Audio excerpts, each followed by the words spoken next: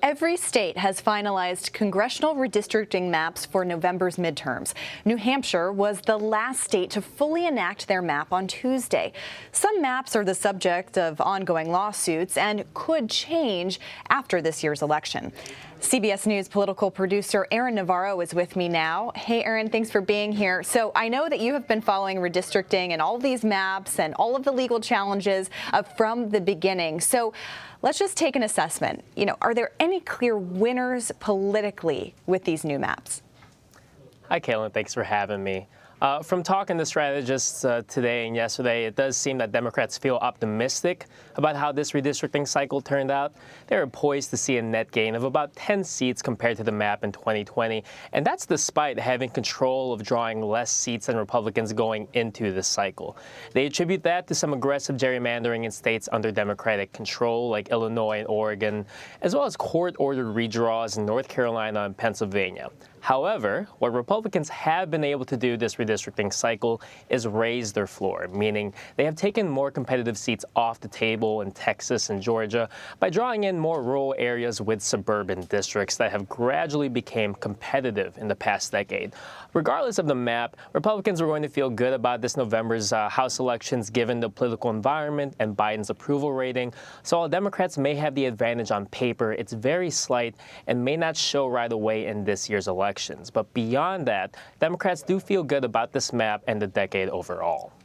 That's super interesting, Aaron, because all these headwinds facing Democrats, they have said that they think that these maps should favor them. I mean, the chairman of the House campaign arm has said as much, and a good reminder that both Republicans and Democrats work to carve out districts that favor them. Redistricting happens because there's a new population count every decade with the census.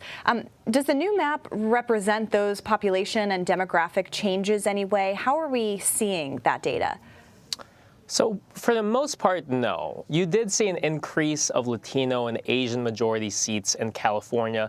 Illinois added a majority Latino seat near Chicago, but in Texas, where 95% of the state's population growth this past decade was from people of color, none of their new congressional seats were minority-majority seats, and they got 2 after the census data was released. The same thing happened in Colorado with their new congressional seat and new redistricting commission. They were expected to add a Latino-majority seat. That didn't happen.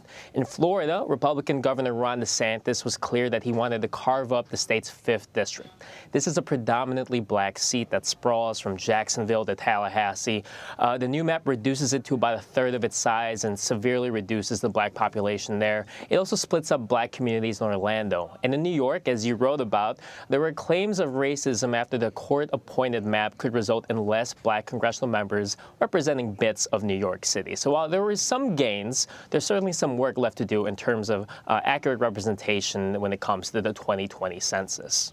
Yeah, that representation in your congressional district is so critical.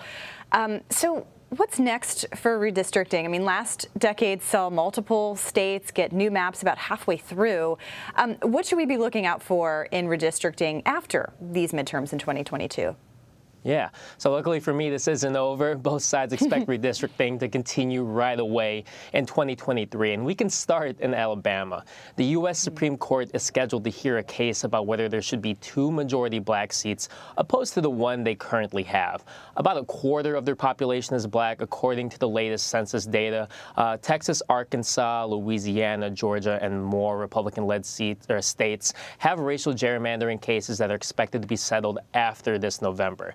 But that Alabama case in particular could result in an alteration or strike down of Section 2 of the Voting Rights Act. Experts I talked to warned if that happened, it could take away all federal voting protections related to race and could create a sort of free-for-all for Republican and Democratic states to racially gerrymander without being afraid of violating federal guidelines. Lastly, I would look out for Ohio and North Carolina. The makeup of their state Supreme Courts, which played a big role in how their maps turned out this redistricting cycle, could change after this November. And if so, their ordered redraws could be reversed by Republican or Democratic majority courts. Okay, so we'll look for legal action next year. Aaron Navarro, thank you so much for all of this. I know you've been on top of it all. You're our expert on redistricting and will continue to be even after these midterms. Thanks a lot. Thanks, Caitlin.